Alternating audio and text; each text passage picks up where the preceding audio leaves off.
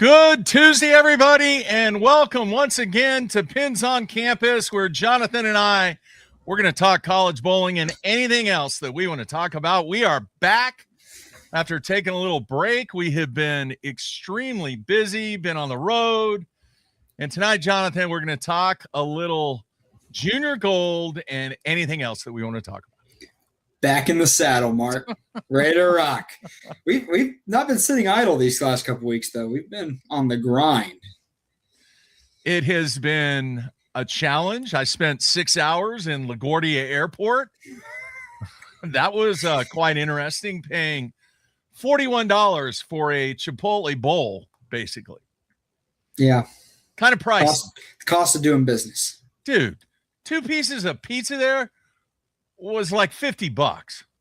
Oh, yeah. Now, I didn't get it, but you know how tight I am, but I did end up getting some food there. But no, man, well worth the trip. It was my first adventure at Junior Gold, and I'm sure, we've talked about my take on it. We're going to talk about it to the fans. We're going to have a guest. Andrew is going to join us here in about 15, 20 minutes. He's probably already watching. We're going to get his take on some Junior Gold stuff and some other stuff that might be taking place in the world of bowling. But I just want to say this, man, and we'll kick off the show by me saying this, and then you can rebut, you can agree, you can disagree, or whatever. With that being my first Junior Gold, I will say this. I categorize it in 3 kind of areas for the athletes, for the parents, and for anybody else that's there. All right. The first category is, I would say the vast majority of people, this is their vacation trip. This is what they save up for all year long to make it to Junior Gold, bowl a little bit, get away, compete, have fun, sightsee, and just hang out and have a good time. Agree or disagree? I agree. A vast majority of families, I think that's the exact mindset, because, it's if you're going just to make it a bowling trip, and it's extremely long and expensive bowling trip, right? So you might as well have some fun with it. And, Junior Gold's been a vast amount of different places over the past few years. But no matter where it goes, there's something in that city to do, something to see. Probably better in that time of the year. Of course, it didn't work out this year because it was extremely hot up there. But normally in the Midwest that time of year, it's maybe a little reprieve for your folks coming from the southern states, right? So they can kind of spend some time outdoors seeing things and not melting to the concrete. But when I did Junior Gold, because I bowled it 3 times. Now, one of them doesn't count because it was in Dallas. So I just kind of woke up at the house and went and bowled down the street and came home. So didn't get that experience. But I did Cleveland and Indianapolis my other 2 times. That was 2016 and 2017. And when me and my dad went, yes, bowling was primary. Hey, these are the squads. We have our schedule for bowling, but we quickly started to fill in. Okay, well, if I bowled a 7 a.m. squad this day, I'm done by noon. What are we doing the rest of the day, right? We began to quickly fill those things in with other things that we did. So, for example, in Indianapolis, we're big race fans. We went to the Indianapolis Motor Speedway Museum. When we were in Cleveland, we went to the Rock and Roll Hall of Fame, which was amazing. But just because we were there to bowl doesn't mean that, okay, for 6 days we're locked in on what's happening. I think it's also a good thing for the student athletes or just athletes in this situation to have a little bit of a mental break from the tournament as well. Go do something fun during the week, especially if you're coming off maybe a less than ideal block, right? You're not just mentally stuck in that rut. You can have some fun, crack a few laughs, see something really cool and get away from it. So yes, on the vacation part, but I think it's more beneficial than just the trip that the family saved for. I think it's good for the athletes too, mentally, to have some ways to break up what is an extremely long week for them. Very long. Those days of bowling. Very demanding, very long. And I believe that is the largest category, though, that attends Junior Gold. Would you agree or disagree? I agree. Mm-hmm. All right. Now, my second category is the highly competitive, up-and-coming player, both boys and girls, that really want to take that next step in seeing where their game is at from a competitive standpoint. So they look at it as, well, I may not really be ready for this level, but you know what? I think I can do it. And I think I can have success. And I want to go test the waters. And then they end up going out there and they see that, just like what you mentioned, it is a week-long grind. They're not prepared for it. And it is an eye-opening experience for them to bounce back at future junior golds. What do you think about that? 100%. We'll get into the recruiting side of junior gold a little bit, but one thing I asked a lot of the bowlers who we kept in touch with over the week was, what did you learn about yourself as a bowler this week? What's going to help you next time? What's going to help you next time you have a tournament? That's the best question you could answer from this, but those guys wouldn't be able to figure that out if they didn't go bowl something like junior gold, right? Find out where that measuring stick lines up and what they need to work on, because let's just say somebody's from northern New Mexico, right? They don't have a lot of competitive youth bowling to see where they stack up. Maybe they can go bowl the SYC out west and kind of get a picture. But junior gold's their chance to dive in and just see, okay, against the country, the best youth bowlers or some of the best youth bowlers in the country, where does my game line up? Yeah. That's their chance. And they're going to learn and get a lot better from that experience and something they could find at home. So I think for a lot of pockets of the country that, don't have the youth bowling that like what we have in North Texas or in states like Indiana or Ohio, this is the best tool for them from a development standpoint as well for what you're talking about. Yep. Where does my game line up? What can I learn? How can I do it better next time? All right. My third category are the players and coaches and families and friends that fully have expectations of making bracket play and being in the top 16. And as we watched and really, kind of took a look at everybody's game and everything, I think there is a large degree of separation between those players and the other two groups. Agree or disagree? Yeah, I think there's a clear cut of separation there. We can see it in the practice sessions, right, Mark? I mean, we walk up and down and see how some of these athletes are going about what they're trying to gather from just a very limited 30-minute practice session. Yeah. Those that are in that group you're talking about, it just stands apart from the rest about what they're trying to accomplish in those 30 minutes. And so it's a small group, but a powerful group, right? I think there's a little bit of blend on those lines, though, from that group we just talked about to this group, because some of these student athletes or these athletes and their families don't know better because they don't get subject to youth bowling around the country. They don't know how good all these other youth bowlers are. They might be the best in the little pocket where they come from. So they might come in with that expectation, and it's eye-opening for them. But every year there's a couple feel-good stories in there as well. But that's my biggest takeaway from that is just what we observed in the practice sessions. Oh, we'll get into that. If you walk into a lane, right, those two athletes right there, they know what they're doing. Oh, yeah. Because this was the first year of the different practice formats. So. 30 minutes. Yeah. Yeah, we'll get into time. We'll get into that here in a minute. All right. My biggest takeaway from a perspective of what I thought was really, really cool, it was a player that I knew was a great player, still young, but I cannot tell you how impressed that I was with this individual that won the 16U boys. Okay. Harper Burnett ended up winning. I have been, and I'm going to admit right now, I've been recruiting this kid for well over a year, and I'm a realist. I probably have no chance of getting this kid. But at Junior Gold, before he ever threw a shot, I got a chance to talk to him. And quite honestly, the most impressive student athlete I talked to all week. The professionalism, the respect, the questions, and then for him to go out and execute as a one-hander. And you know me and one-handers, Jonathan. I'm all about one-handers. Yeah. for him to go out and perform at the level that he did. Now, granted, I know he's bowled SYCs and he's bowled a lot of stuff, and he is very seasoned for his age.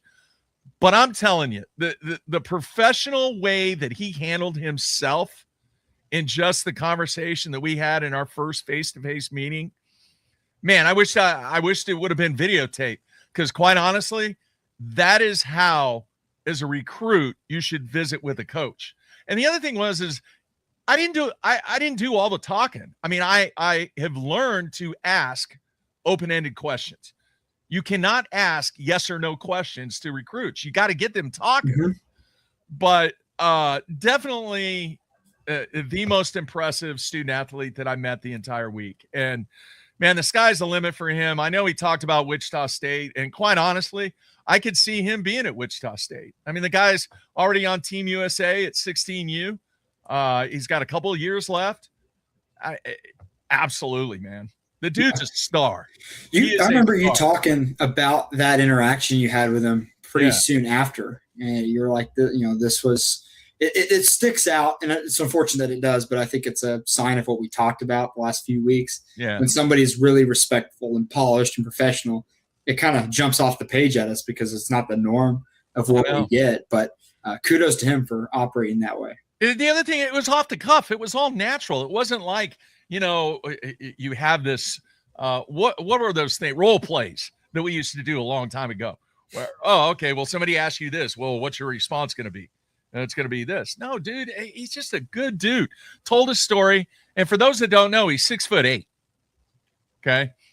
And we actually chuckled because I said, man, if you ever made a visit to our home center, the investment that I'm going to have to make if you decide to be a part of this program is probably going to be between $20,000 and $30,000 to get the ceiling raised. The scoring liners are a little low. Yeah. He would have taken out the ceiling, but and I'm not selling myself short, but come on, man. I mean, how often, especially when something like that happens, am I still going to pursue? Absolutely. I mean, I've already messaged his dad and told him how impressed I was with him. But when you have that many options, there has to be a compelling reason why you want to go to that program. Agree? Agreed. All right. Yeah. And the best example I can give in that is the guy that I currently have on my roster in Riley Spear.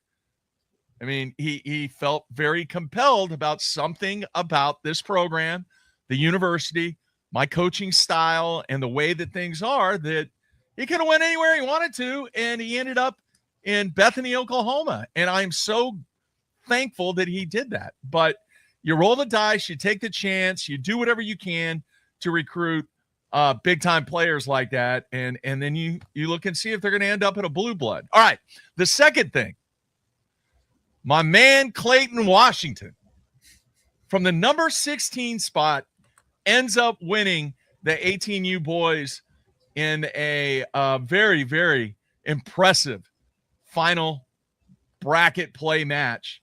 And it just goes to show you, man, anything can happen in bracket play. It is the truest form of competition at any level when it's mano a mano. Mm-hmm. Agreed, Jonathan? Agreed. We ended up with the 15 seed and the 16 seed match play on the show for the U18 boys. That's pretty cool.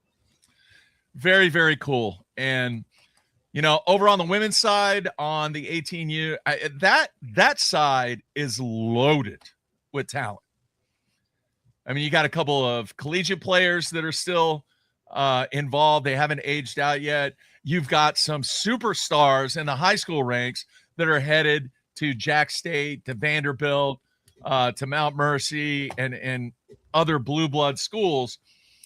And one of the coolest things about practice, and we might as well get into practice here, but I wanted to mention Clayton Washington. I think that's really, really cool that he did what he did. But as we walked through the practice session, it was tremendously, vividly clear who was an NCAA player and who wasn't.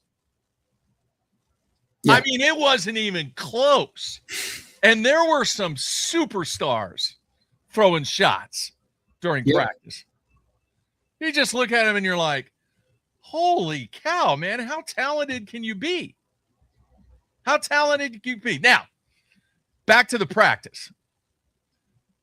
Part of my disappointment, okay? And I didn't have that much disappointment. And this is a personal thing for me. I watched probably, because you were at the show and I wasn't, I probably watched, I don't know, 10 practice sessions. Maybe that's the right number. 8, 9, 10, something like that. I can honestly tell you, Jonathan, 95% of the athletes that I watched during those 30-minute sections had no clue. Yeah, no game plan. Yeah. Nothing. Yeah. There was no system. There was no, all right, let me see what this ball does. Like, okay, hooking early there. All right, let's see what the gutter plays like. It was the same thing for 30 minutes, and then they might make 1 or 2 ball changes, and that's about it. What stood out to me, and I guess this is different than when I bowled junior gold, and I can't remember what the practice session length was when I bowled, but it was definitely more than 30 minutes. Kids weren't moving around. They stayed on the same pair. Like when I was there, like you'd want to hit all the major zones of the center you were in. You'd want to make sure you get the ends if you could get really close to the end. Yeah. As we know, that plays differently. And one of the centers in particular, Mark, it was one of the guy centers. The high end to the low end temperature difference was drastic. Yeah. Right. And a couple of the bowlers I talked to, especially on Sunday, as we went to some of the practice sessions on Sunday, and I asked them about that. Hey, when you moved down there, what happened? They were talking about the difference in what the ball was doing. I went into talking about the temperature and how that relates to what's going on. You can only figure that out if you move around in the practice session. Mm-hmm. Stay in your pair, you have no idea what's going on. So that's one thing. The other center that had the pillars in between every couple pairs of lanes, that was a unique identifier as well, because you had to figure out what the topography was doing around those pillars. Again, wouldn't know if you didn't move. That stuck out to me. On the ladies' side, they don't really move at all in the practice session, which is interesting to me. Yeah. Now, again, that's kind of where your NCAA athletes stick out, because they are the ones moving around. Also, just the physical ability they have is, there's a clear-cut difference, as we've said before. But, yeah, no game plan along a lot of these. The vast majority. Yeah. We're not calling everybody, but the vast majority. 95% is probably the right number. Well, and for me, the 30 minutes where it gets tough is, you're spending 10 minutes probably getting loose. So that first 10 minutes or 5, if you can, you got to find a way to get loose faster. Yeah. So you have more of that 30 minutes. So that's a strategy that you'd have to have. But yeah, interesting ball selection / sequencing on some of these practice sessions. In 30 minutes, you're not going to really get to see a lot of transition. So I understand that you might not get to a couple pieces in the bag, but just surprised we didn't see more, especially on the guy side, them play the ditch, get all the way outside. What does that look like? Get deep inside. What does that look like? One thing I will say that stood out to me a little bit with some of the guys I saw at the practice sessions was how they talked to some of the other guys on their pair about what they were doing. I did see that a little bit, and that was impressive, because that's a high level of communication, and that's something we expect out of our athletes at the collegiate level. So that was intriguing to see. But to me, if you only have 30 minutes, that's a great way to maximize it. All right, what is this guy doing for his 30 minutes? Can I learn something off what he's done? So I thought that was impressive. So I'll throw a 20% marker in the guys I saw doing that. So that helps us lower down that 95 no game plan percent. But it was just different this year in the practice sessions than I remember. Yeah. I did see teammates working with teammates. Mm-hmm. I don't know how much you saw that. Yeah. Right? I'm a numbers guy. I've got a number. How many people do you think I witnessed utilizing a notebook or a pad? What do you think the number is? 10. You're close. 14. Okay. I counted 14 players in all the practice sessions that were actually writing notes. So 14 out of a few hundred? A little more than that. A little more than that. But I didn't go back and see how those players finished or anything like that. All right, now we've got about, let me see, where's the clock at? All right, we got about little less than 10 minutes before Andrew comes in. I want to say this, and this is probably one of the best examples and direction that players could go that really want to get better and learn from what took place during Junior Gold. All right. There is a athlete that I'm recruiting, and I'm not going to say where he finished, but I will say this. All right. He finished lower than 350th. How about that? Not good. Okay. Not good. And in one of the conversations that you and I had, Jonathan, was I really think one of the benefits that players could have is once the lane patterns come out is to go back and see where they were on Bowl TV and truly see how they attacked that lane pattern, be it success or failure. And you're going to learn from both of them. Mm-hmm. Well, this gentleman, this athlete that I'm recruiting, I've already found out, guess what he's already done? Gone back and watched And had the lane patterns out and really wants to learn why he failed. And I told you what one of the themes for our program this year is never waste failure. Right? If you're just going to waste failure, you're not going to learn anything. Right. And you can't, I cannot tell you how impressed I am with the fact that that kid has already done that. That's impressive. And he did not do well. And there's a reason he didn't do well. Because the I saw physically talented student athletes all week long. I mean, some of these kids, you want to take video and go, look, this is how you need to throw a bowling ball. But the game has evolved into, if you don't have the right bowling ball in your hand and you're not matched up and you're not reading and reacting and you're not confident in the moves that you're making and your ability to make adjustments and truly listen to what the lane is telling you, I don't care if you throw the ball like David Ozio, you're not going to win. Agree or disagree? Agree. I agree with that. Kudos to him for doing that, but then two, that shows you that he wants it and he's ready for what the next level provides, because we do that all the time, Mark. We get back from a tournament and we get because we don't know the pattern until we get home, right? We get home, we pull up our live stream. Okay, how can we attack this differently? Like what happened? Where was our game plan wrong? Go over some of the notes, use some of the stats to help us. Because you only learn from those experiences, right? Mm-hmm. He's going to learn something from, let's just say, I haven't looked at detailed the patterns. Let's say let's go back to your nationals experience. Let's say there's a 55-foot pattern out there, right? Well, most guys have never bowled on something like that, correct? Agree. So they're going to learn something from that experience, right? Yeah. And if they can see it, they can visualize it, equate it to something that happens, see the stats that back it up, that's the learning opportunity that they have right there.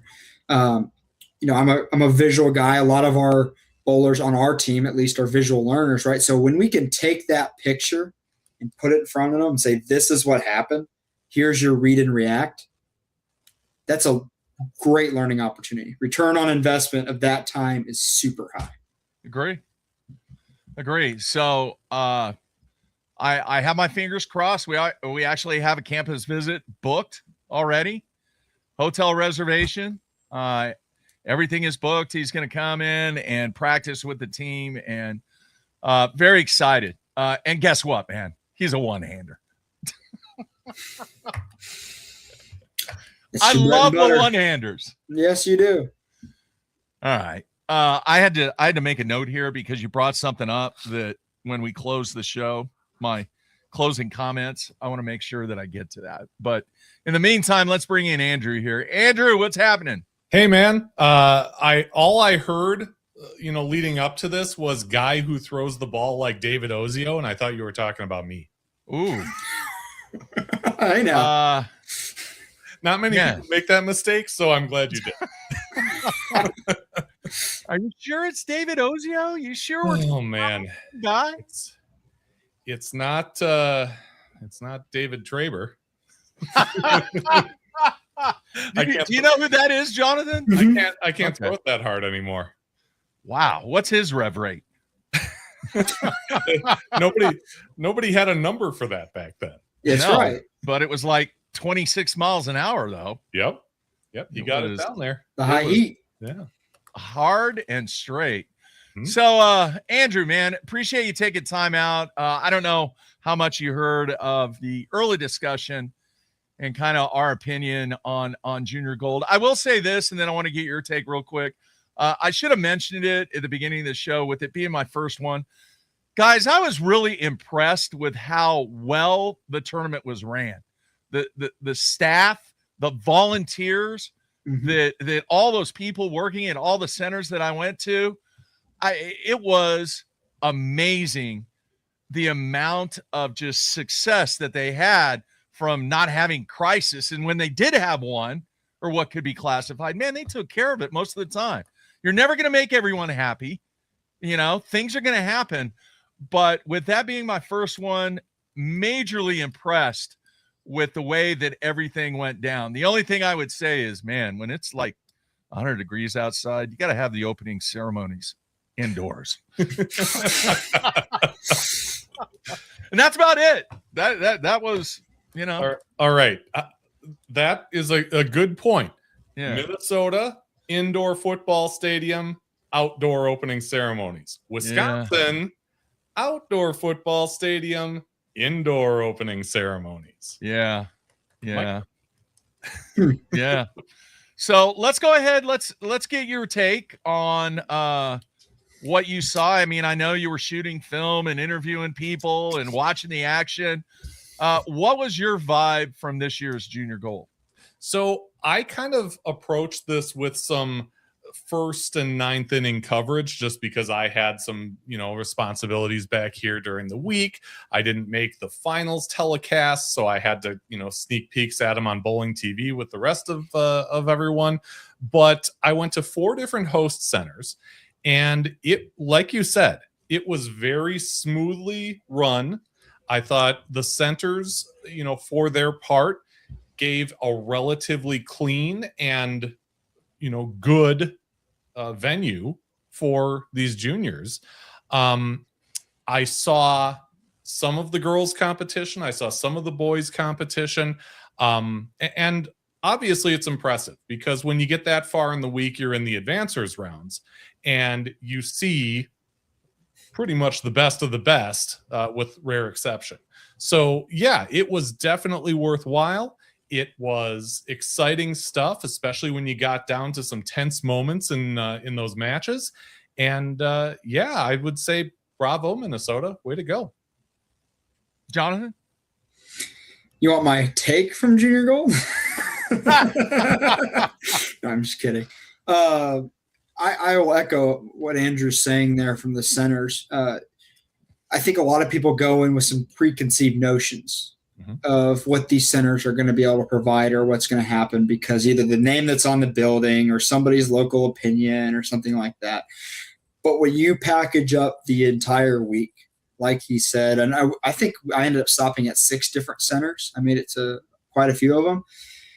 Staff was helpful at all times, even helping direct us where to get better viewing angles, which was incredible. Even that happened a couple of times. Multiple centers, I saw bins of ice water available for the bowlers. Even one center had ice chests with water bottles in them, which was really, really cool to see. They made it, some of these centers are tight, but they made it easy for people to funnel in and out, especially with these quick turnarounds and these practice sessions, which, by the way, I got to give a shout out to some of our USBC staff that we get to see all the time when we practice, who was responsible for oiling some of these centers during these practice days. And there were a couple instances where it was 11 re-oils in one day at these centers. So I just want to give a shout out to those guys for their hard work because the tournament doesn't run without those guys behind the scenes, right? So they did a great job. Obviously, we have some form of entertainment on the parents' chat on Facebook, right? And what's a dilemma in their world today. But if you could package it all together, I think 98% of the experience was positive, better than maybe people had an expectation for. I think the trade show was outstanding this year with how they had it laid out, how they funneled athletes through, and just the engagement and involvement that they kind of put together. So I say as well done Minnesota on Junior Gold, well done the USBC on Junior Gold, and I think most importantly, well done the proprietors in the Twin Cities for their help over the course of the week. Yeah. I'm a little biased on one front because Cedarvale, which got rave reviews all throughout the week, the proprietor there was a high school teammate of mine my freshman year of high school, and I've known him for decades. But that center has that reputation. It did before Junior Gold. They started getting PWBA events, both regional and national. He put in new lanes. He's put in new machines over the last year or so because he got, I think, 36 or whatever he has, 32 of them from the Open Championships that were in Baton Rouge. But he's constantly investing. He's a bowler of mythical proportions if you're talking back to juniors, and certainly the Central Bowlers Alliance, which is a big competitive tournament in Minnesota. And he just knows what bowlers want and need, and he goes out of his way to provide that. Now, Andrew, you being a journalist, and I know you'll get a chuckle out of that, right? Don't give me a hard time. But one of the things in my background in the professional fishing world is anytime there was a huge event like the Bassmaster Classic or the BFL All-American, it was big news how much the economic impact was for that area when they brought an event in like that. Have we seen anything? Has there been any kind of estimates on what truly the economic impact was in having Junior Gold in Minneapolis? I haven't seen any, with my two eyes. And really the only, as you would call it, local media coverage that I saw, and granted, I'm out of market, so I don't, go to these sites every day, was the local Fox station doing a live interview with one of the girls who was from Minnesota and competing in that. Now, that doesn't mean that data hasn't been tabulated. That doesn't mean it's not out there somewhere. I'm guessing Sarah Nygaard, who is the Minnesota USBC State Association president, probably has at least some kind of ballpark figure on that. But no, I haven't seen it. I just can't imagine that it's some type of proprietary number. I would think you would want to brag about it, saying, right, hey, look, yep, we brought, $6.2 million to the economy of Minneapolis, Minnesota because of bowling. Yeah. It's something that I think it would really benefit the sport if there was a marketability of whatever that number is. Now, if there's not, then obviously you're not going to do it. But I can pretty accurately say, based upon historical data that has taken place with events such as Junior Gold, the local City of Commerce, Sports Commission, whatever it is, they paid the USBC X amount of dollars to bring that event to Minneapolis. And they're not going to pay X amount of dollars if they're not really confident that X amount of dollars are going to be generated from all the lodging and food and gas and everything else that's associated with that. But if that number is a good number, not a great number, even if it's just a good number, I think the USBC should be blowing that number out and really doing a good job at promoting what they did for the economy in Minneapolis, Minnesota. Am I wrong? Oh, so I think that number is a lot higher than people think. Mm-hmm. Me too. Because let's compare it to an Open Championships for a second, right? We know that there's a big economic impact to that. That's a conversation that goes around that third year of where Open Championships is going, right? But you think about Junior Gold, you get it very condensed, which is advantageous for a few reasons, especially if you're not tying up a convention center for 6 months. But also think about how, Mark, we walk around these practice sessions, and you probably saw at the trade show, you're bringing the whole family. Yeah. Everybody's coming. You're going out to eat. You're going to all these other places, and you're helping the local community because you're going to events, you're going to restaurants. It's not like what we see at Open Championships where, okay, all these bowlers are going to find the closest casino, and that's where they're going, and that's where the impact is made. No, these families, they want to go see the Twins game. They want to go see the St. Paul Saints play. They want to go tour the U.S. Bank Stadium. They want to go down and have some walleye like me and Mark did down in Lakeville, right? They want to do all these things, and that's why I think the number is higher than people would realize. But if I'm a city like Minneapolis, what a great representation of my city that I could have for 2 weeks, basically. Now, they'd probably hope that it wasn't, they didn't have extreme heat warnings during the week. Or wildfire smoke. Or wildfire smoke, yep. Some unprecedented events. But, you started to see that trickle into on comments on Facebook where parents were like, wow, this was a really good experience to maybe what we've experienced in the past. There was a lot of really good things to do, and we really enjoyed it. And you think about, okay, if you're there for 6, 7, 8 days, you're going to have downtime. You bowl a 7 a.m. squad. You're done by noon. What are you doing the rest of the day? We kind of talked about that off the rip of the show, but I think that goes into what Mark's talking about, this economic number.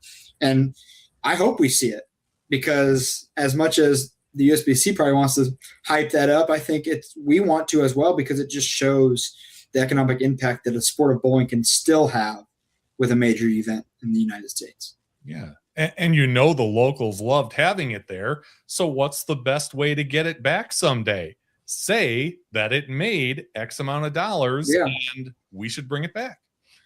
Great point. All right, enough of the business talk here. We're going around the table. I want to get a response from each of you, and then I will give my take.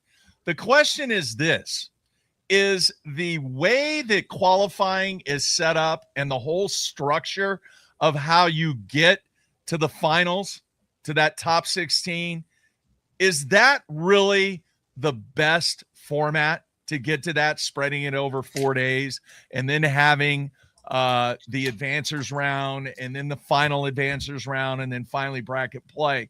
For an event like this, is this probably the best format, or how could it be better? Andrew, you go first. Of course. Yeah, Andrew, you go first.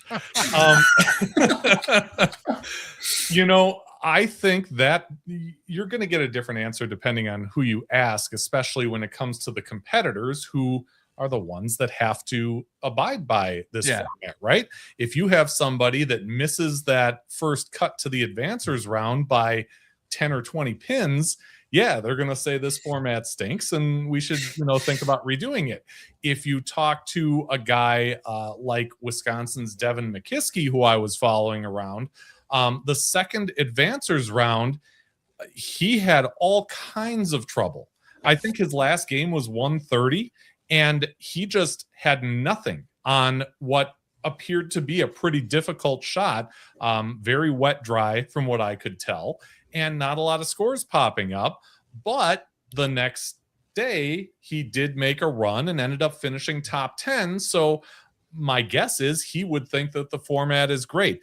I just think it's awfully tough when you have the field size that you do to go in there and feel really confident about your chances of making that cut, of making a telecast, of making, of becoming a champion. And it should be tough. It should, because you're against the best juniors in the country and sometimes the world. But I don't know. I'd like to say no. I think this is a bad format. These are my reasons, and here's my solution. But I don't have that solution because, like you guys, I've only been to this thing twice, and I'll say 1.5 because I only got to see one squad at one center last year. All right, Jonathan, you're the seasoned vet. What do you got? So, bowled it 3 times, been there as a coach 4 times. As much as I'd like to give you some extravagant plan to how we could change, I think it's really good for what you have to deal with. I think Andrew's right. When they're talking about that field size, you're limited on what your options truly are, because you want to still make it a fair competition over a week-long format, which is really, really hard to do. Do I think there could be maybe some timing adjustments with when some of the squads are? Yes, but you're completely at the liability of the centers that are available to you in that city, their sizes, how many bowlers you can get on a squad. So the best way I could describe it is the USBC kind of has to take it year to year in a way. Okay, the framework, we have these 8 centers. They're all this size. We know this is how many athletes we can put where. I think the question becomes, if you want to change it into a way that could be more advantageous to the athletes, you start having to look at, okay, what's your field size going to be? Do you trim it down a little bit? Do you trim down maybe some of the lower age group divisions?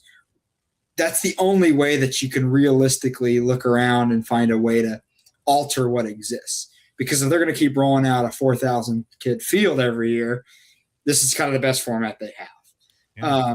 The one reason I bring up the smaller field sizes was I don't think it would be a bad discussion to talk about the exclusivity of something like Junior Gold. Make it a little tougher to get into. Now we can go into the conversations about regional qualifiers, what qualifies you, how you get in, because in different pockets of the country that looks different.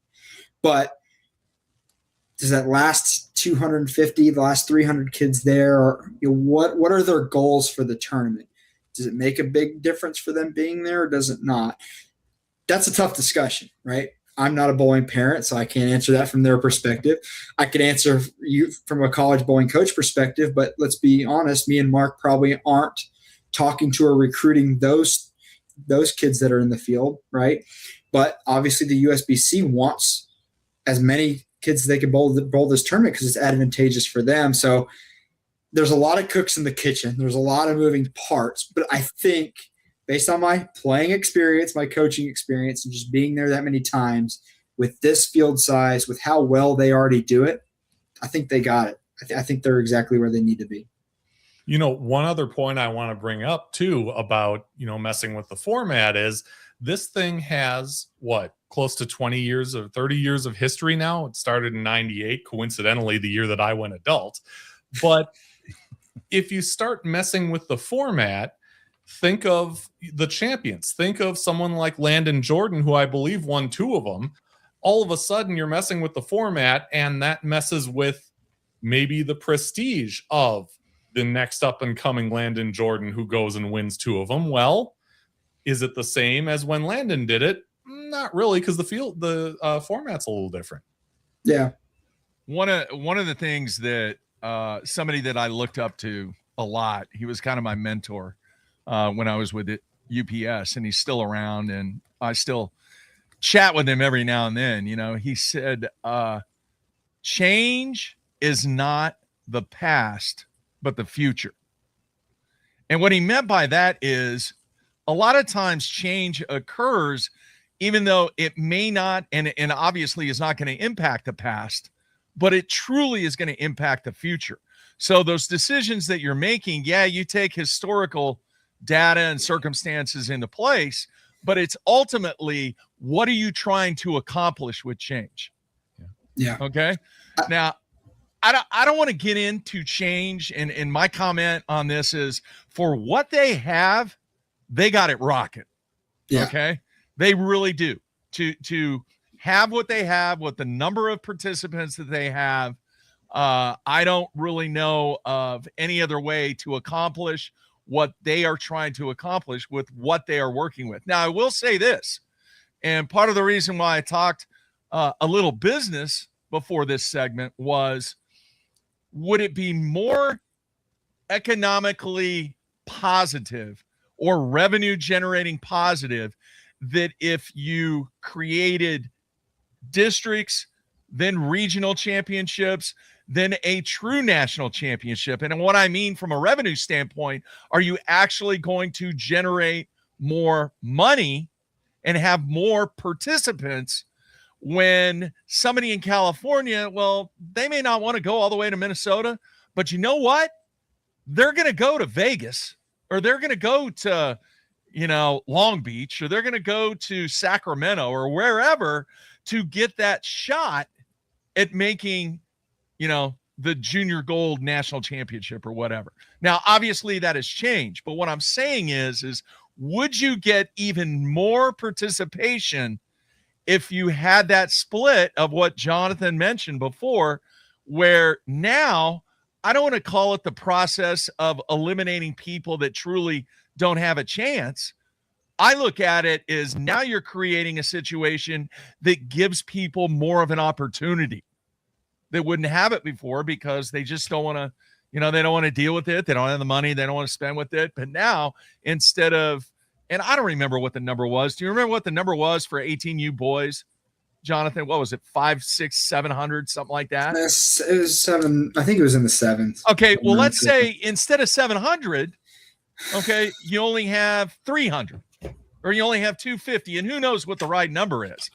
But what I'm saying is from a participation standpoint, would you get more if you had that district, a regional to a national championship? Now, I'm not saying they're doing anything wrong. Don't get the wrong idea. I think they are absolutely knocking it out of the park with what they got to work with. But are they leaving opportunity on the table by not doing it? And then we go back to the change thing. In other words, are we just living in the present because of what we've done, or are we not looking at the future to make things better? I'm laughing because you know exactly what this sounds like. This sounds like your arguments for CBAA. No, we're not going down there. I'm telling you. We had the same discussion, Mark, early on this season on Pins on Campus about that kind of format for open championships as well, where you have a regional thing that spawns into a national thing with that help participation. I think it would help that, but I think the issue you run into is certain regions of the country have so much competitive bowling compared to maybe another region of the country. If you take 64 out of the West, is that the same talent level as the 64 out of the Midwest? It doesn't have to be that way, Jonathan. All right. It really doesn't. I mean, you can look at the participation numbers from a USBC standpoint, and you may have, for lack of a better, you may have the Sacramento regional. Okay. There's only 32 coming out of Sacramento. But then you've got the Cleveland regional, and there's 64 coming out of Cleveland. You see what I'm saying? There are ways of doing this, but I'm telling you guys, the bottom line is, are we going to make more money? Yeah. Are we going to make more revenue? Or the opposite of that is it going to cost us more? Coach Hayes is on the instant feedback, and he brings up a great point that I agree with him. I would like to see 64, a 64-man bracket and get after it. Match play. We talk about it all the time, man. Yep. Let's do it. Instead of this, the way, But again, major props to them for doing what they've got. And here's the other thing. How much of that economic incentive money do they lose by, let's say, if they have the national champion or the national junior gold championship in St. Louis, and St. Louis only says, well, instead of, 1.4 million, we're only going to give you 750,000 because you're not bringing as many people. Backing it up. Okay, well, how much money did you make by having these districts and regional championships to get that berth in there? So it's a great discussion topic. The bottom line is this, though, with what they're doing and what they have to work with, it is what it is. And I would hate to be the person that is responsible for the logistics of making sure everybody is in the right place, the right center at the right time, in the right squad. And the next thing you know, somebody's in the wrong building. Yeah. The hardest part is for the families that have multiple kids bowling. Oh, that can be a situation. I think if they have any massaging they want to do on just the scheduling of things, and I'm sure it was different this year because of the 30-minute practice sessions, but for the students who had, or the athletes that had 3 practice sessions on Saturday and just 1 on Sunday, their Saturday was pretty tight, especially making it down to the trade show, being able to get in there and spend some quality time at the trade show. Made it a little more difficult for them on that front, especially when you're talking about a convention center. It's downtown, parking. There was a Twins game going on that afternoon as well, so traffic was a concern. that was maybe the only place that they could work. But I think the practice session discussion is going to be a constantly changing thing because it's so dependent on the centers, how big they are, how many people you get in a practice session, if you want to combine squads for a practice session and things like that. But that would be one thing I would throw in there because speaking to some of the families we met at the trade show, they're like, hey, we got 5 minutes, and granted, hey, I can get you the information you need in 5 minutes, but most of the time is they had 5 minutes either because they had the 3 practice sessions in one day or they had another kid bowling and had to do the old shuffle. See, my fear would be I have 5 minutes and you got to spend 3 of them telling them why that's not a cinnamon roll off in the corner. Oh, yeah, that's right. I should have brought it on for the show tonight. I'll have to bring it next time. The tortilla. It's deflated right now. It's the only way to make it home. It was a heck of a conversation piece. Not everybody's walking around with a 60-inch inflatable tortilla. No, they are not. True. All right. Next topic to be thrown around the table. Should the players be allowed to see the lane patterns at least a minimum of 1 week before junior gold? Yes or no? Andrew? Well, as I've already pretty much revealed, or that you've been able to infer, I come from a generation where we didn't see lane patterns ahead of anything. Yeah. There were no lane patterns to see. It was, sometimes we were lucky that it wasn't a spray gun applying, the oil. I'm not that old, but I am. I've seen it. I've seen it a couple times. I think you could have arguments for or against. The one thing I will say is by not seeing the patterns, you can get these kids ready for all the misery they're going to face at the OCs when they don't see the patterns.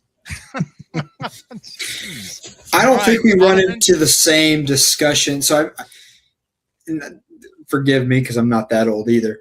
But I think the discussion around not having the patterns for the OCs was around because some people had access to practice on them well before they went. Obviously, we're talking over a 6-month period of time this tournament is. So if you bowl real late, you have plenty of time to lay it out a few times. And that's why I don't think why we're ever going to see the team record broken again, right? But I don't think these kids have that same access. But then also we're talking about a tournament that's 1 week, right? If they have it a week in advance, okay, if one student has or a couple kids have the access to bowl on at one time before they leave, how much of an advantage is that? I think the Open Championship conversation of why it's the other way is because, okay, if the pattern was released in March and you had somebody that bowled the July squad, well, they got all the time in the world to lay that pattern out as many times as they want with their team and bowl on it. So I don't think it's the same discussion here. Now, this could be turned into, okay, in college, we don't see the patterns either. So is it preparing them for that? Yes, in a way, there's a discussion there too. I think the athlete would get more out of the tournament if they could see the pattern, just because of how they could visualize what's happening, understand the different conditions, arsenal sequencing, things like that. I don't think that 5 or 6 days of bowling on no pattern is that big of a development thing, because we're going to teach plenty of that at the next level. Plus, you want them to enjoy the experience because you're going to learn a little bit easier, a little bit better if you're actually enjoying the tournament as well. So I think it could go either way. I just think the discussion point of, oh, well, they could practice on it the day before they leave. There's 3, 4 different patterns if you're talking about all the way through, and then 5 if you include the TV show, right? You're talking about all these different patterns. Nobody's going to have the time to lay all that out, practice on all that generally. Maybe. Yeah. I mean, if it's a week in advance, it's possible, but like you could even do, okay, here are the patterns on Friday, right before the practice sessions, right? Yeah. And here they are, because everybody's going to get a practice session on it. So, yeah. All right. Hey, this comment from Coach Hayes. Junior gold aligns with collegiate bowling. Reason for no patterns, no surface, and 5-ball limit. He's right. All right. You're going to be surprised by my answer. Hold on. Okay, Jonathan. I'm going to chime in real quick on that comment. I don't think collegiate bowling needs to be doing it that way either. I regress. they're trying to get that worked out. All right. They're still working at it. All right. Jonathan, you might be surprised by my answer. I say no. I say no. And here's why. Because of the advances in the game. And we've had this discussion. And I'm not going to go deep into it, but I'm telling you, the game has evolved to where the better players have two characteristics. One, they have extreme confidence in their arsenal. They know their arsenal inside and out, and that is part of the process of becoming a better player. Two, they learn how to read and react. They learn how to read and react. And if you don't know how to do that, I don't care. Just like I said earlier, if you look like David Ozio, you're not going to win. If you don't know how to read and react, well, as a youngster and you're growing up and you go from that, 8th grade to 9th grade to 10th grade, to your senior year, you are building your confidence and building your game around learning your arsenal, learning what surface means, learning how to read and react. You want to have an advantage, and I don't care what sport it is, the great players learn how to get an edge. Mm-hmm. All right. And as a young player, by not seeing what the patterns are, your edge is going to be able to read and react as quickly as possible, understand your arsenal, understand surface, have the confidence to make the move. And I don't care if you throw it between your legs. If you don't know how to do that, you're not going to win. Agree or disagree? I agree. Totally. Now, Mark, you like to rebuttal all the time. So I'm gonna give one back to you here. All right. And this could be an unpopular opinion, but I think in the modern day of bowling, I think it's true. How much do pattern graphs actually mean? Like if you give a student athlete or an athlete for bowling junior gold the pattern, who's to say it's going to play anything like that piece of paper is saying, right? Because we're talking about a lot of centers that have panels 20, 25, 30 years old, or like Andrew was saying, there's one center that's got much newer panels than the rest. Mm-hmm. So you take all that into equation, it's still a read and react game, even if they have that piece of paper. Does it help them get there a little faster? Maybe, right? The length and volume can definitely be probably the piece to pull from it. But how much does that pattern graph really mean, right? It's still what's my ball doing? What adjustments do I need to make? What am I confident in game? Whether you have the pattern or not. Andrew? And what's my cross like? Yeah. I mean, that's a whole different factoring into that. Andrew, may I rebut to Please. Jonathan? Okay. Look, it's a starting point. Okay. In the grand scheme of things, it's a starting point. Now, did you do your homework? All right. Did you make a phone call? Find out how old the panels are? Did you look at video? Did you see where the typical house shot is in this place? Well, Did you watch tournaments? Yep. And see, what transition looks like? Yeah. Dude, you got to get an edge. Mm-hmm. You have to get an edge. If you want to win, great players in any sport, they have an edge. Yeah. Okay. Now, I do want to throw up Coach Hayes. He said, I'm fine with seeing the pattern graph.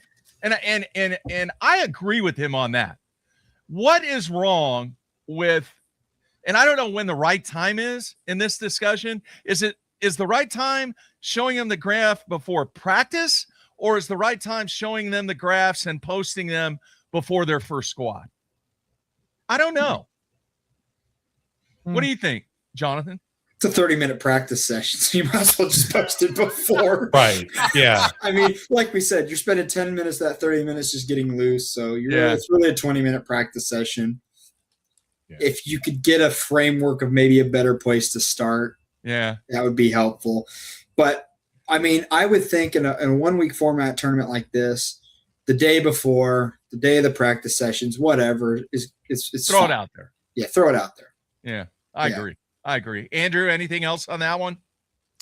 Not really. I mean, the point that you made about gaining an edge by kind of doing some homework there, I think is a great point. I've live streamed at a house in Owatonna, Minnesota, called Spare Time, and Spare Time hosts some great tournaments. They've got a great tournament promoter, but they also have a pro shop run by Briley Howe, who used to bowl for Wichita State. He brings in all the Wichita alums.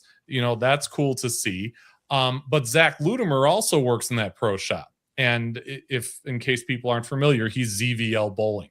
And I had him kind of come in on the live stream and talk about those little nuances in this house, because the front 4 are walled off, and then there's an air conditioner up here, and there's a door over here. And he had bowled there so much, I mean, that's his home house, that he would talk about those little nuances about the environment, about the lane panels, about the carry. And it was really interesting to hear that and then kind of see it play out in real time. Mark, remember when I was talking to you about the center I was at on Wednesday? That's where I was. Yeah. Spare time. No autonomy. Oh, really? Because they had a tournament out there. Yeah. Yeah. Yeah. So I have family that lives just outside of Owatonna in that area. So we were bouncing through, and we stopped to see what the bowl, because I had never been there when they had league or a tournament or anything going on. So I wanted to stop in and see what was happening. And they had a league going on Wednesday evening. Mm-hmm. So we got to watch a little bit of that. It's a couple All right, of bowlers and a big pro shop in there. Yeah. Nice pro shop. Yeah. All right, real quick, another comment from Coach Hayes. We get the Hoosier pattern before practice, and it still sometimes doesn't matter. Hey, I mean, sometimes that's just the way it works out. Yep. All right, great conversation. All right, next one coming up at you. Should the bowlers be required to stay in the settee area and not receive any coaching from their coach, their parent, or anybody else? Andrew. I'm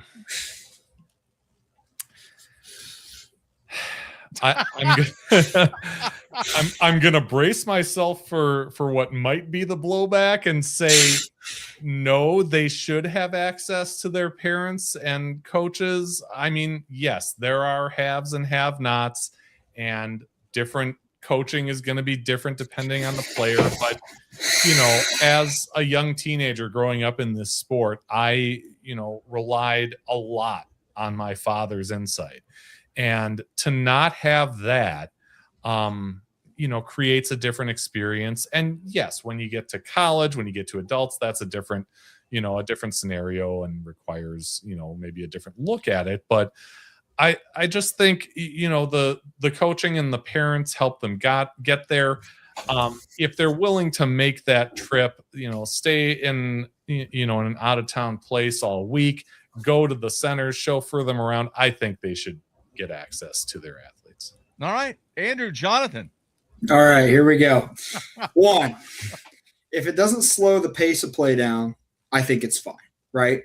And why I think it's important is because, Mark, we draw a lot of really important information about a prospective student athlete based on that interaction. You stole it from me, man. Whether it's a parent, whoever it might be, even us as prospective coaches, right? We're sometimes talking to the students while they're bowling too. I don't like to get too involved because that's their tournament. But if they ask us, like, we're gonna help them out, right? We learn a lot from that. We also learn that if they're too reliant on that.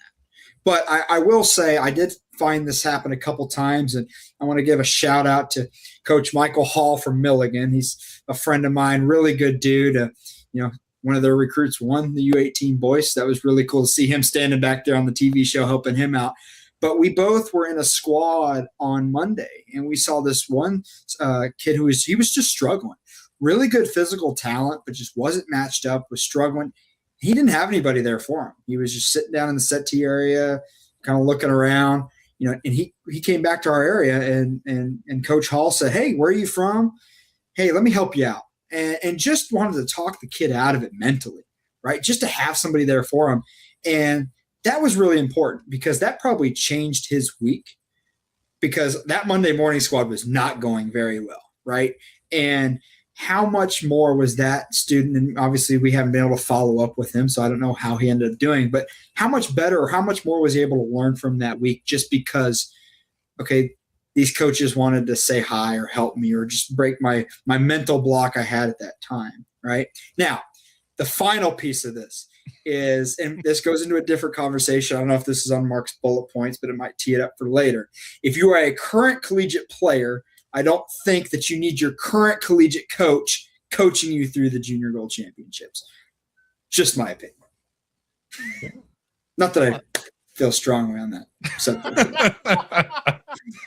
I kind of like Saw it. that happen at all. Well, my thought on this, it's kind of a derivative of both of your comments. I think at the 12U, the 14U, and the 16U, definitely, right? Because those athletes are at the age that you really they're going to need some help at that age. They just are. All right. Now, the 6'8" kid that won from Missouri, I mean, I don't know how much help he needed. He didn't need a whole lot. But, all right. But I just think 16U and below, definitely. The 18U kids, what I would put into effect, and Jonathan, you kind of stole, you didn't steal, you mentioned the interaction that takes place in between parents and players and coaches and all that. A great key indicator. What I would do, and Coach Hayes mentioned it too, is as long as it doesn't break down the pace of play, I would say from frame 1 to frame 12, no coaching. You got to stay down there. Now, in between games, if you want to go talk to your dad or your mom or your coach or whatever, as long as it doesn't interrupt the pace of play, that's fine.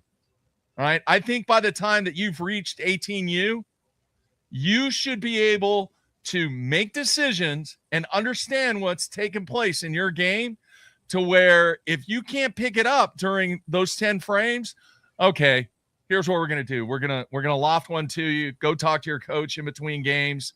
He or she may tell you something. We're not leaving you hanging out there where you're just going to be totally walking the plank or anything like that. But it's time for you to learn how to fix stuff yourself. And if you can't fix it during the game, okay, here, we're going to give you the capabilities to go talk to your mom, dad, coach, whatever. All right? You don't like that one, Jonathan? I mean, yeah, it's possible, but how about the hand signals? Oh, right? what, are we getting into tennis now? You remember the ball change, the tennis two now? We're going to have signs up. It's going to, you can get creative to get around that rule. Banging on trash cans. I get, yeah. I mean, the point I'm just trying to make is I understand it, but and then I mean, look what happens on the PBA tour with the ball reps and everything like that. Yeah. So I don't know. It kind of goes to what the advance and how your game evolves during that 12U to 16U. In building the confidence to identify, okay, well, yeah, I need to make this ball change, or I need to make a 10-2 or whatever it is, without the help of your coach or your ball rep or whatever. Now, the rebuttal to that is in college, we do it all the time, Jonathan. It's like, What are you doing? Why are you playing there? Come on, let's talk.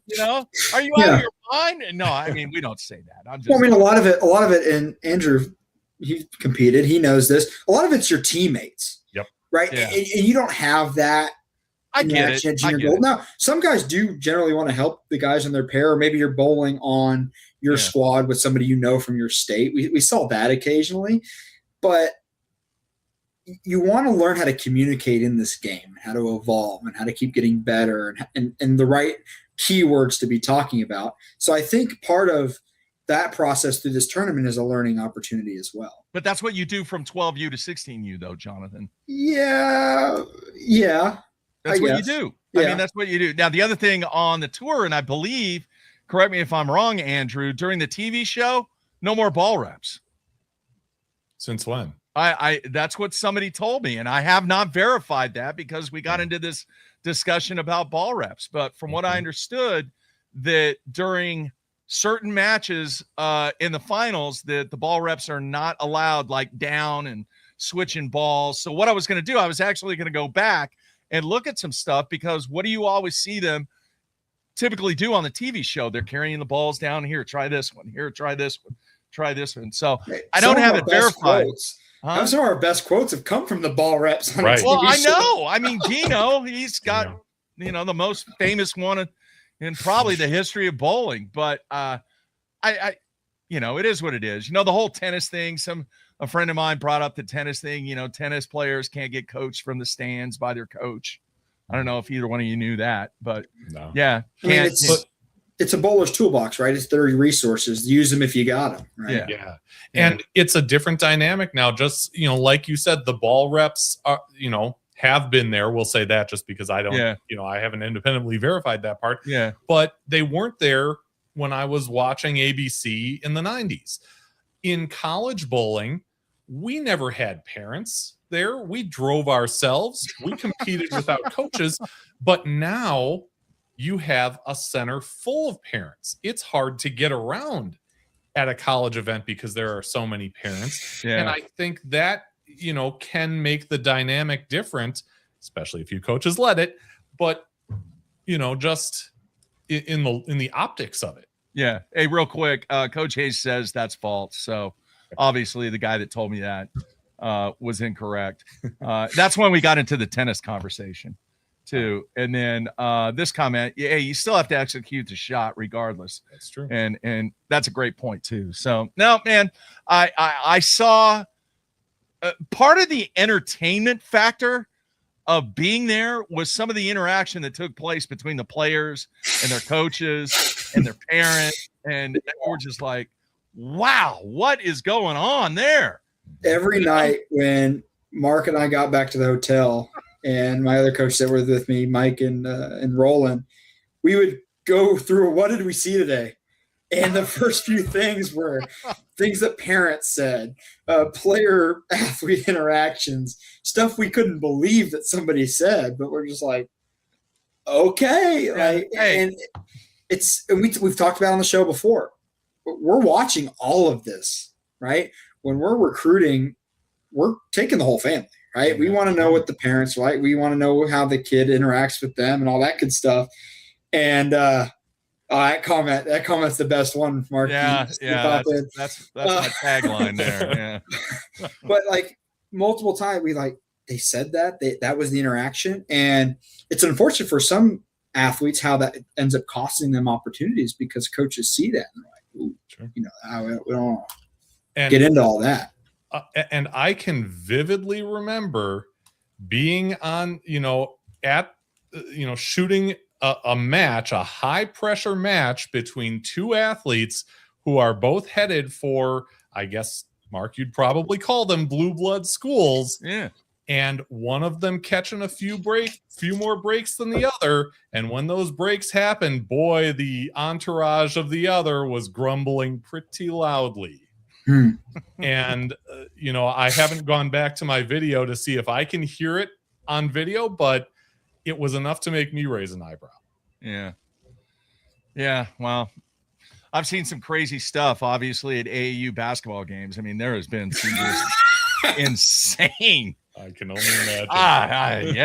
I did that gig for 7 years, and wow, none of that compares to none of the stuff that I saw at Junior Gold even comes close to the AAU stuff. But no, man, all in all, it was a great first Junior Gold for me. Great experience. I met some great people. Even the people away from the bowling center, some of the people that we ran into were as cool as could be. I mean, let's face it, guys. Minneapolis has been in the news here lately for a lot of other reasons, but it was nice to be in that city and really none of that stuff even mattered. It was just all about what was taking place at all the bowling centers across the city. And kudos to USBC for what they did and what they accomplished. Yeah. The hardest part of our trip was our hotel. They had no towels. Remember that?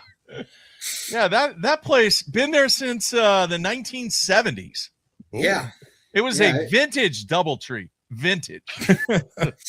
But they ran out of towels in the entire property. How does that happen? No.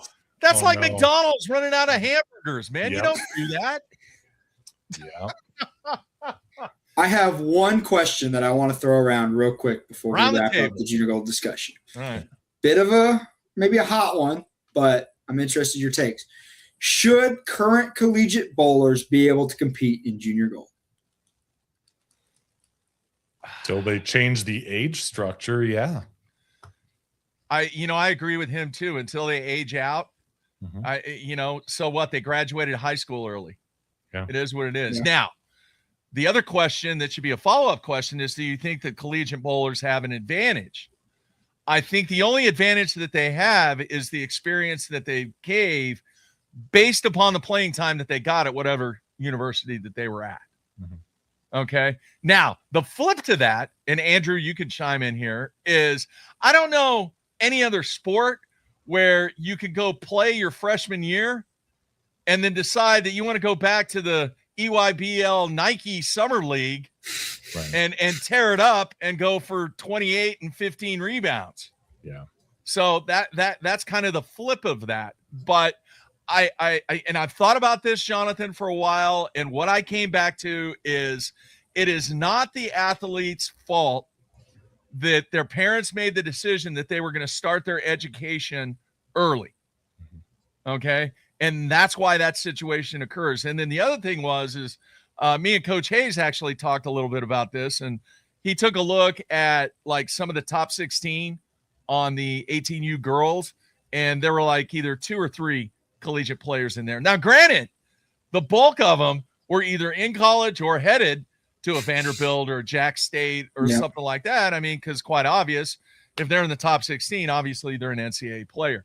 But the thing that I came back to, and I kind of flipped on this a little bit, was you can't hold back the athlete because they started their education early.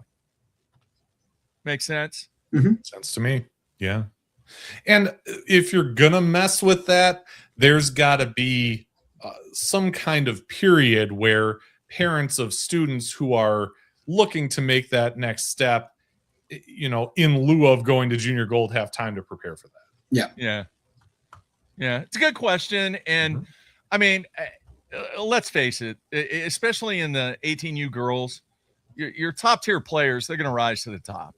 Yeah.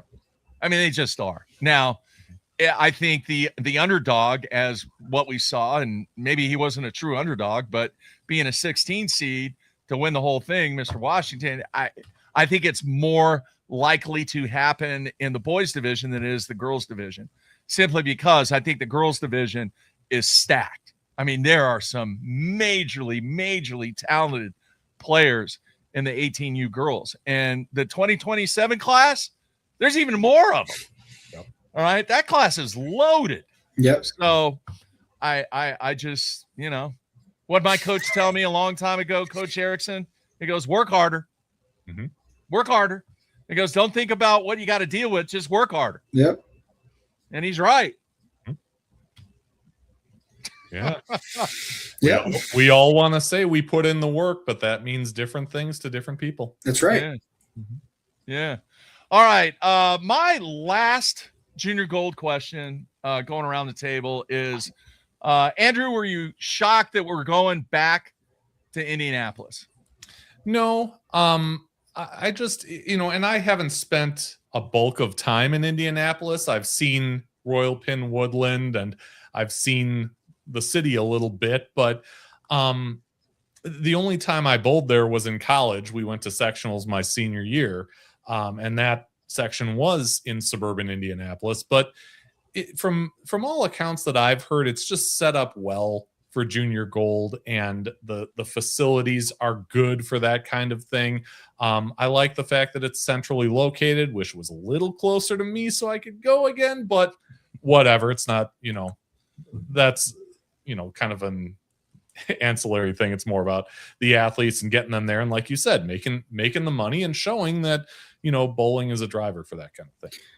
Yeah, it's a great setup. The centers are huge. You have the split centers, which helps with squads. The fairgrounds, great place for the trade show because there's so much room. Parking's easy. You drive right up to the building, you park, you cross the little road there, the little track, and you're inside. The barn there gets a little warm, I will say, is the only drawback to the trade show. But, outside of that, it's easy to get to all the centers.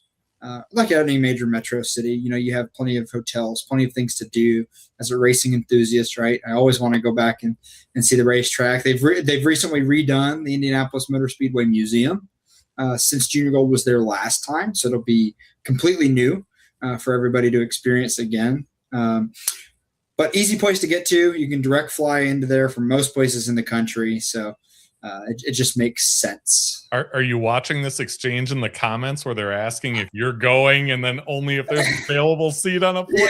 Yeah. I know. Coach, we'll mark attend Indy in 2027. We'll have to see what the flight schedule is. No, there we go. Yeah. I will probably. Is there a standby flight available? Right. I just hopefully will not end up in LaGuardia for 6 hours, but we'll see about that. Actually, Jonathan and I have some ideas that we're going to work on for Junior Gold in Indy, and that there's some things that we both saw from Minneapolis that we feel like, hey, this might make things a little better. And then from what I understand, Jonathan's got a connection. We're going to see if USBC is going to allow us to combine 3 booths. Okay. And we're going to bring a race car, and we're going to put a race car in the since we're in Indy. All right. That is an attention getter right there. Yeah. Even more so than instead of signing the tortilla, you have to sign the race car. So, right now, hopefully plan on it. But I really, one of the things that we're going to work on, these athletes, they need to have some identification during practice. Okay. Because you're walking around, you're looking, you're doing research, you're trying to find out, you're seeing who they talk to. How cool would it be that if they had a T-shirt, that they pre-ordered that had a name and a number, whatever number that I'm not talking a bib number. They just say, hey, I want number 46 or whatever. And then you have that list on all the pre-orders, and they wear that T-shirt during practice. How good would that be for coaches that want to go to the practice session? But doesn't that also kind of speak to one of the things you were mentioning before, the kids who want an edge? If I'm making the effort to go out to Junior Gold and practice where I know there might be a coach or two, and I want to go on to college, you're darn right I'm going to wear my name shirt. Exactly. And I can. But they don't do it. I mean, they're out there wearing Nike shirts and Under Armour. I mean, they just think, oh, it's 30 minutes here. I can throw on gym shorts and go. They don't realize that we're out there watching. And most have not picked up their bib number by that point. So, they don't have that. Until the show. Yep. So, there's some stuff that we might work on to help not just us out, but to help coaches out, because I mean, ultimately, we're extremely competitive and we want to get kids and, we want to win the recruiting battle. But in the big picture, it's how many kids out there are not truly getting the opportunity to discover what really's out there. Yeah. Now, you can fall back and say, well, hey, Coach Jeffries, the internet's out there. You got Facebook, you got, Instagram and all that. If the kid wants to find out, he's going to find out. True. But parents would not believe that there are hundreds of universities out there, most likely, that a minimum of $60,000 to $80,000 is available for their education. Sure. And they just don't know. Mm-hmm. So I think Jonathan and I are going to work on something to hopefully increase that and help everybody out on that.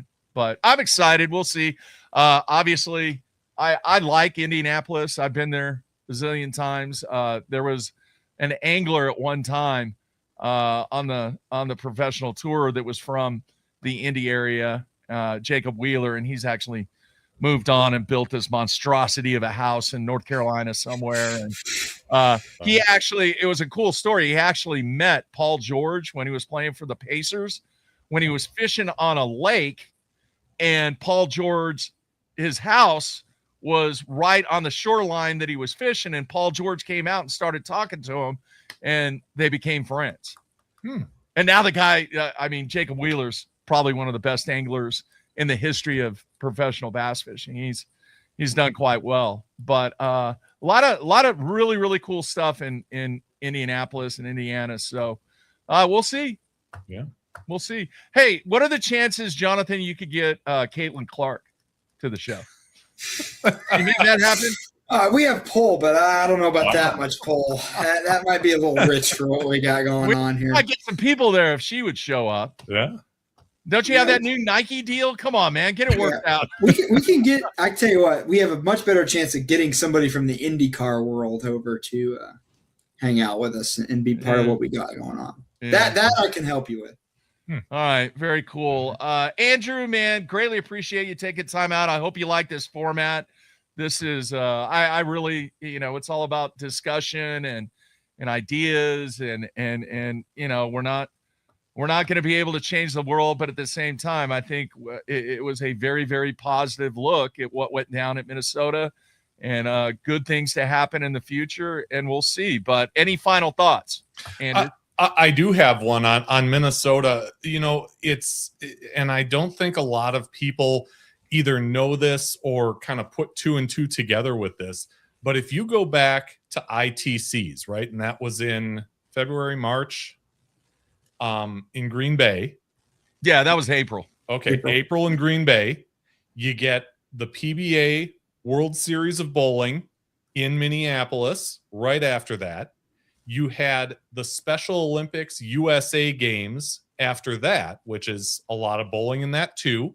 Yeah. You had this, and Cedarvale has a PWBA regional event coming up in September.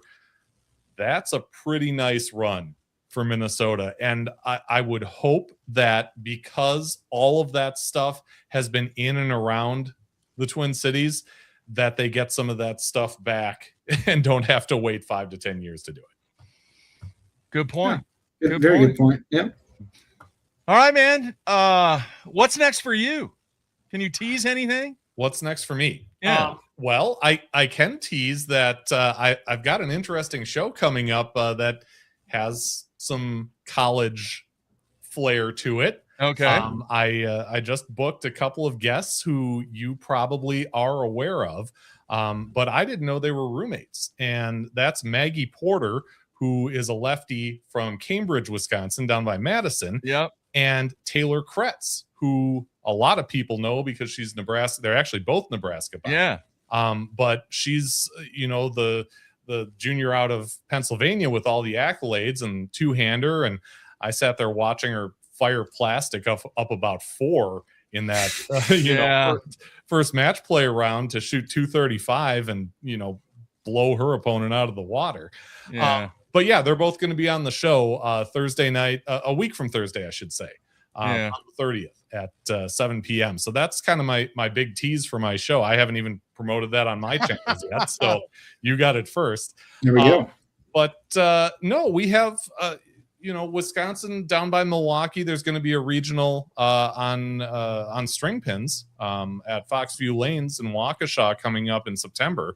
I'm definitely going to try and get down there. I've heard EJ Tackett's going to be there. It usually draws some pretty decent national touring pros. I think they also have a 50 regional in that area at some point, around that time too. So there is a lot of bowling stuff coming up around here that I'm going to be interested in. And for folks who aren't familiar with me or the channel, it's Bowling with the Fef. And I help people tell their stories, Mark included. Jonathan, maybe someday you can come on and we can have a good conversation about, what got you into the game and why you decided to go into coaching and all that good stuff. But yeah, I just, through long form interviews, I just share stories of characters in this sport, and we have many. That's good stuff. By the way, Maggie's parents, man, what a great family. Totally. I had a great conversation with her dad. Yeah. He's a proprietor at Lake Ripley Lanes in Cambridge. Yeah. Ask Maggie what she thinks about Oklahoma. There's a story behind there that. Is. Okay. So, ask her. Say, hey, what do you know about Oklahoma? And if she says nothing, then I'll know. Okay.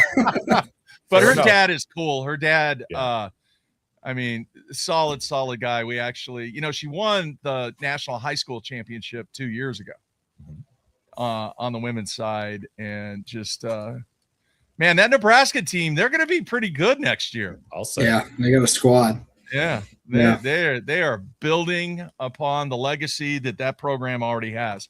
All right, Andrew, man, appreciate it. Try to stay cool, stay inside. Absolutely. You know, it's like 130 here in Oklahoma today. So, man, okay, be safe. We're in the 70s. I don't want to brag, but I don't want to hear that right now.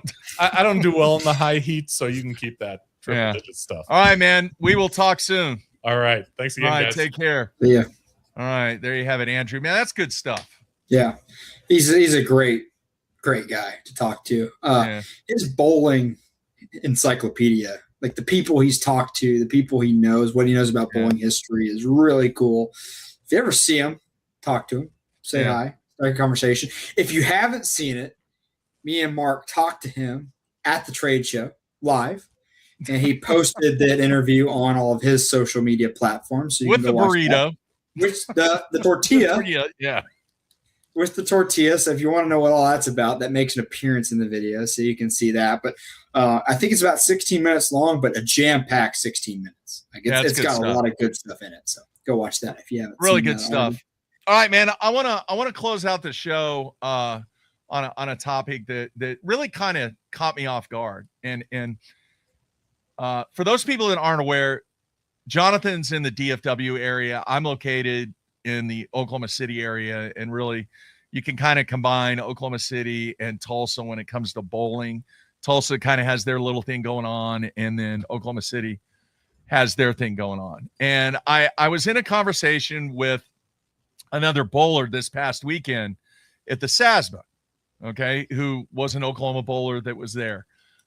Very well-respected, a really, really great bowler from the Oklahoma City area, senior player. And oh, by the way, I did finish sixth on that, and we won't talk about it. But anyway, I asked him the question. I said, man, how many people in Oklahoma do you think seriously take interest in practicing, in working on their game? Or does the vast majority of people in the state of Oklahoma just go bowl, either bowl league, or they bowl a sweeper, or they bowl a tournament, and they never work on the game? His response was this, Jonathan. He goes, man, probably less than 10%. Less than 10%. And I was shocked by that number. It's probably true, though, when you really think about it. Because I think about all the times that I've been in a center in the evening, in the afternoons, before league, after league, whatever. Nobody is working on their game.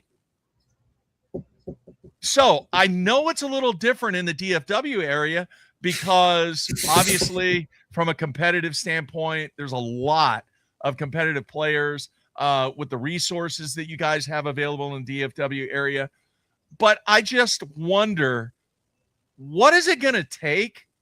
Or is this something that is just never going to come back, where players in markets such that I'm in are not going to work on their game?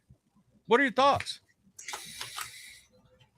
And I could speak with a little bit of confidence in that too, because I lived in the Oklahoma bowling market for 4 years, right? Yeah. And I got to sub in some of the leagues and know some of the more competitive bowlers from the area. And I would say 10%, that might be pushing it. That's what Coach Hayes said. He said 10%, probably too high. It's really low. And that stood out a lot to me because, like you're saying, Mark, in our area where I'm from, down here in the Dallas area, I mean, Plano Super Bowl has a 6 o'clock league that's all 48 lanes on Thursday night that I bowl in. All 48 lanes are in use right before league starts. And probably 3/4 of those lanes are people that are about to bowl league at 6 o'clock. I know. Like, just think about that for a moment. And that's just one night, one particular example. Obviously, we have things like the ITRC in our area and great proprietors and great centers that provide really good opportunities for people to practice. A lot of your Lucky Strike, Bolero, AMFs, if they don't open till 5 o'clock, that can be difficult for people to find that practice time. Or if their rates are super high, that can make it difficult as well. But yeah, 10% might be pushing a little bit. But the good player, I will say this: the good players in Oklahoma that work on their game are very, very good players. Yeah. So do you think that the game's just gotten to the point where it's so easy that people could just show up and bowl league on the house shot and shoot 720 and move on down the road? I think it's more of a local bowling culture thing. I just don't think that Oklahoma has that competitive fire for bowling that the next guy wants it so bad that he's going to work harder to be able to beat the guy standing next to him. Yeah. You know, here we have pot bowling all the time. We have a lot of big money tournaments. We have the Friday Phonetics at Plano. We have Saturday sweepers every week at Forum. Like, there's so much competitive bowling going. Almost every league has brackets in this area. There's so much of that there's so much competition, that culture. Everybody wants to work harder because they want to win and they want to win some money. I just don't think you have that where you're at. So that's part of why everybody, I would say, is content. They're content with what their bowling game is and where they're at. And we're just go. Here, it's just there's more competitive than that, I think. Yeah, I will never forget. I don't know what SASBA it was at Plano, and I got there early on the first squad, and it was like, I don't know, 7:15, 7:30. There were guys bowling already at the on the closed end, the entertainment end or whatever. Yeah. They're down there working out. I mean, getting after it, sweating. And I was just like, wow. When Plano Super Bowl was open 24 hours, there would be guys wee hours in the morning working on their game. I mean, it's just, I think it's just part of the competitive bowling culture. Do you think that needs to start from a youth perspective? Do you think if the youth got going, that they would continue that and things would just kind of migrate and evolve to, you know what, if you want to get better, you got to practice? Yeah, we've talked about it a little bit on the show, but I think a lot of what we're talking about with growth of the sport, with bowling culture, with proprietors, where the money is, where the opportunity is, I think youth bowling is the biggest circle on that map. Yeah. And there's a guest I want to bring on the show, and I'll have to reach out to him to see if he's available within the next couple of weeks that we could hash that out really thoroughly with, because he's very involved in that world, and pick his brain on what he thinks, because he was a big proponent to my involvement in the sport growing up. He was a big involvement in a development program for the high school programs in the state. So that'd be a good show. So I'll have to do my homework on that one. Yeah, look at Coach Hayes. Nobody wants to pay the price, especially to go bowl in global. That's about right. I used to go to Plano on my lunch breaks when I was working nights. There you go. I believe it. I believe it. I think their league rate at the time was probably $1.25, $1.50 a game. Yeah. So just go practice. You know. All right. We are gearing up. I'm so excited. I will tell you this right now. I visited 5 Hobby Lobby stores yesterday because I got a new idea, but I had to go to 5 different stores to get as many of these objects as possible. And they were super nice. And one of them, they were like, "Oh, do you want more?" And I was like, "Yeah, you guys don't know. Oh, we can get them for you within a week." I was like, "No, that's not going to cut it." Why? Because we are headed to Jeff Wirt's event in Detroit, Michigan next week, a week from Friday. We are on the plane to one of the best, most engaging and fun recruiting events that we go to, Jonathan. And I have some surprises. That sounds like I need to go shopping. That's how you know you're in Oklahoma City, when you have 5 Hobby Lobbies at your fingertips. I started in Norman and worked my way all the way up to Northwest Expressway. Didn't make it all the way to Edmond, huh? Didn't need all that. I still need more. I didn't get I didn't get enough. I still need like 6 more. So I'm sure when I go through security or the TSA, they look at it, it's like, I'll get one of those looks like with the hockey pucks. Yeah, they're gonna have questions. Yeah, that event though, shout out to Jeff and for be at Junior Gold too, and promoting his event.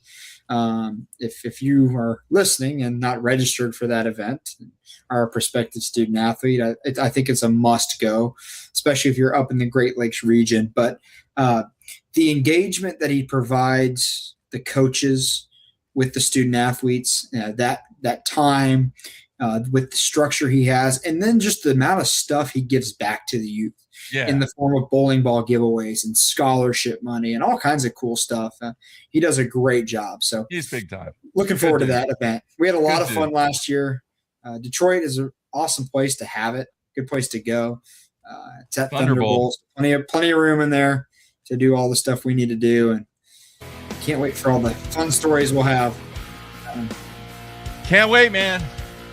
All right. Hey, great show. I mean, we've been off the air for a few weeks and had some fun, had a great time in Minneapolis. Look, folks, we're just two dudes trying to make things better and having fun doing it. So if you get a chance, let your friends know to check out what we have going on YouTube. I still haven't got the whole podcast thing going. I need to work on that, I guess. I'm kind of busy. Yeah. Anyway. Busy's the word. I know you've been busy, so we are not going to do a show next week. We are going to do a show after we get back from Michigan and talk about Jeff Wirt's event. So 2 weeks from today, we'll be back at 6:30. Might even have a guest from the event. We'll see. But Jonathan, man, stay cool, man. Keep doing what you're doing. Need it. We need some ice.